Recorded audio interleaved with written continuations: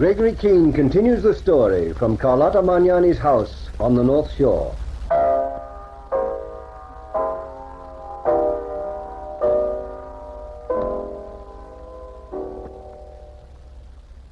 Carlotta and Huberman have gone. 2 hours ago, Katz and I sat in our car outside the gates of Carlotta's house and watched our plans with Stella Wilson going like clockwork.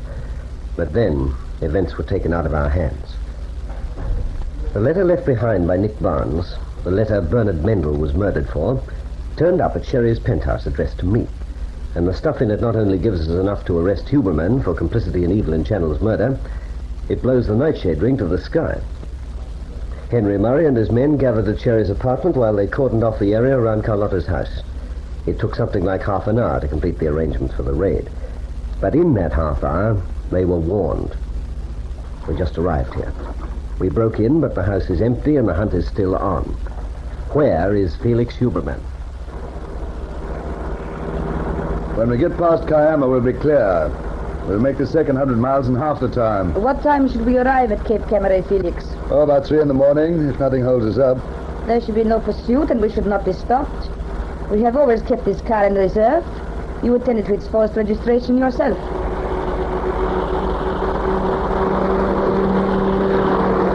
What are our immediate plans? Well, until we hear from Mike Guzik, we have no plans but to hide. The house at Cape Camaret is isolated enough for anyone. It has been kept with provisions for several months, and no one should come near us. Anyone who does will wish they hadn't. Carlotta, keep that dog over your side. Isn't the way of my driving. Go on, get over, Carlotta. Here, boy, here, come. Over to Carlotta. Come, boy. That's better. No one will disturb us, Felix. For 2 years we have built up our identity there as Dr. and Mrs. Phillips, who keep the place for their rare vacations. We have the radio to keep us supplied with news. We have the telephone to make our fine arrangements to get out of the country. We simply have to get Mike, Guzik, Rico, and Stephen to Cape Camaret with us and lie low. How appalling if we'd had to leave without the money. We have nearly £1 million in this car with us. And with £1 million, Felix, you can buy anything. You can't buy luck. We have never depended on luck before. We have no need of it now. I want Guzik and the other two out of town tonight. Only the 4 of them can give the police any real information. Louis we have with us. The others, we have to get to Cape Camaret at once. Well, only Guzik knows of the place. Now just attend to your driving. From now on, I am taking charge completely. We're going to be a full house. You and I, Louis, Werfel, and Helen Linden, who are already there. The other 3 and him. 9 of us. But not for long, my love. What was that village we just passed through? I don't know. We're only a few miles from Kiama. I wish this rain had stopped. I can't drive at top speed in a downpour.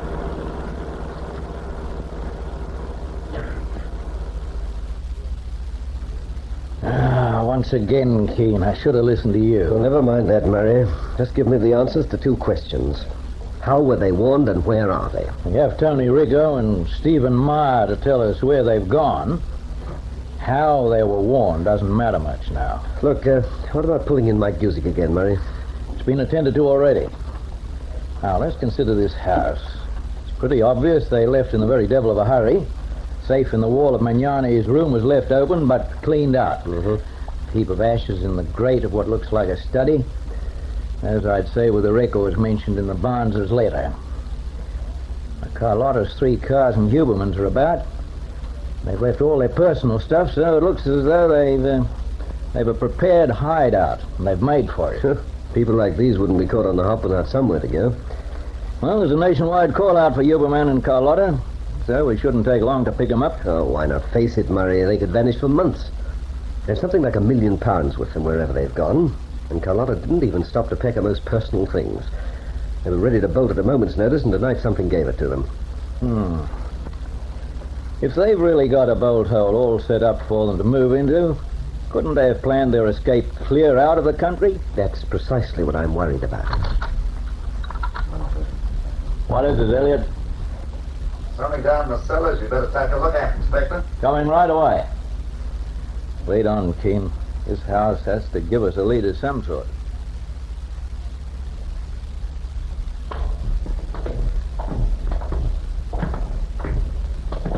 How often do you guess these fellas like this one, Murray. So yeah, Inspector. What do you make of all these underground chambers? Just trying to figure it out. I should say we're about 15 feet down. Now, where exactly does the stream run? You know, the one she dammed for a swimming pool. I'd say around past the wall on your left, about 10 feet away. Mm-hmm. Well, let's see what they found. Do your stuff, Elliot.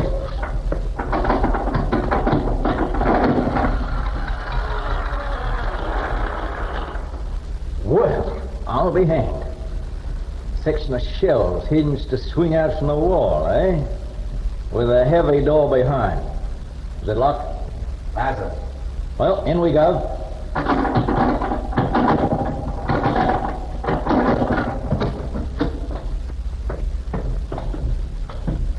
Well, just take a look, Murray. What do you make of this? A neat little prison cell hidden behind the cellar walls, 10 steps down from the cellar floor. It's been lived in.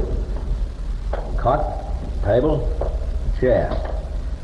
Bare walls, bare floors. No books. What do you make of it? Move that pillow off the bed, will you? Thanks. Move your head, will you? I'll hit you in the light. What are you looking for, Keene? A lead on who was kept prisoner down here and why right underground. You know, Keene, I've got an idea about this little hole in the ground. Yes, and I've an idea about who was kept here. What sort of an idea? Look at this. Hold it up to the light.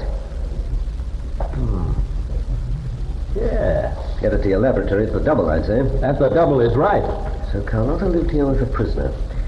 In an old rebuilt house that could once have been a mill, with a mill pond, with a pipe 3 inches across sticking through the wall of an underground room she kept a prisoner in. Could the prisoner have been Helen Linden? It could have been. It's all wired for light, all fixed up with a purpose in mind.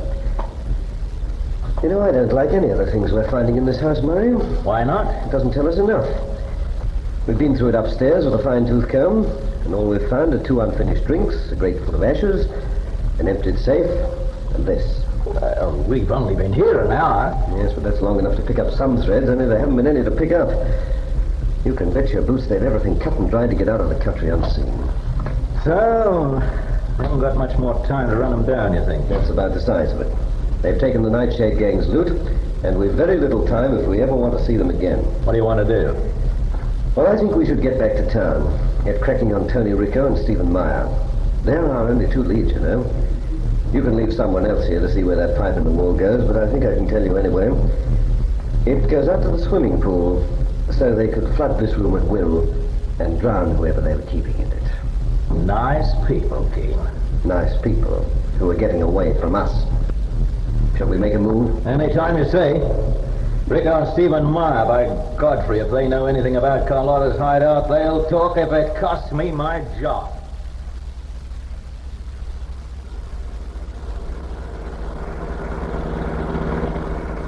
We've 100 miles to go, Carlotta. Once we're there, we're safe. We're safe if Mike Guzik gets out of Sydney. Only you and I and Mike Guzik know where we're going.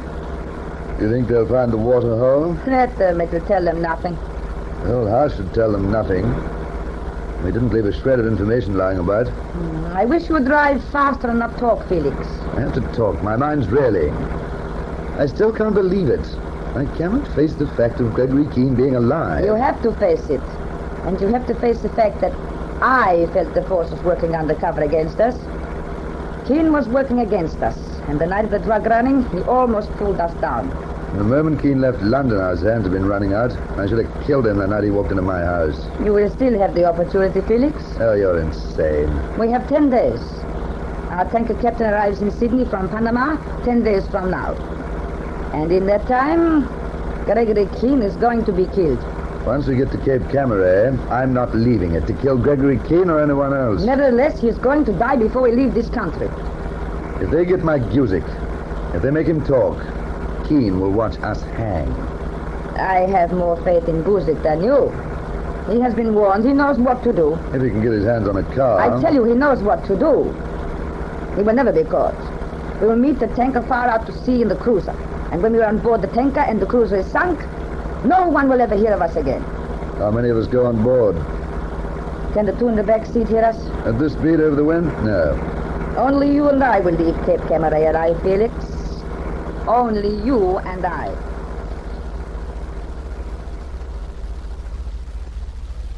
All right, listen, everyone.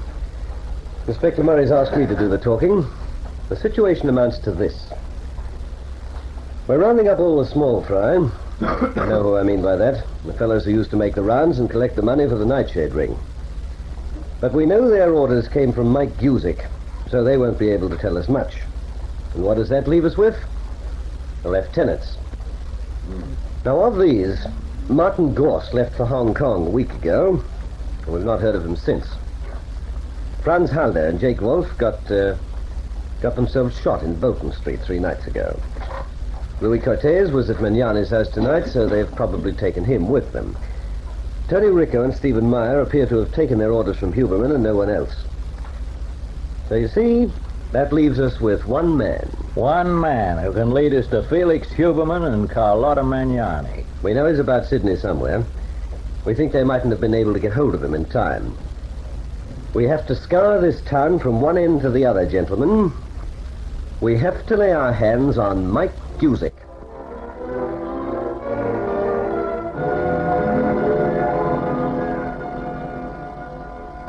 Murray and his officers want Guzik for Carlotta and Huberman, and so do I.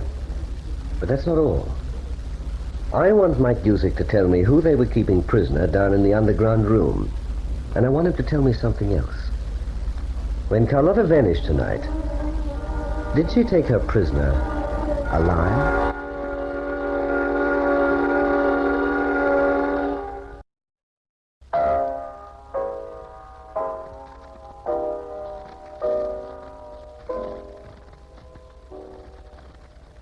Does Mike Guzik join Huberman and Carlotta? Listen for the next chapter in this story of intrigue, Deadly Nightshade.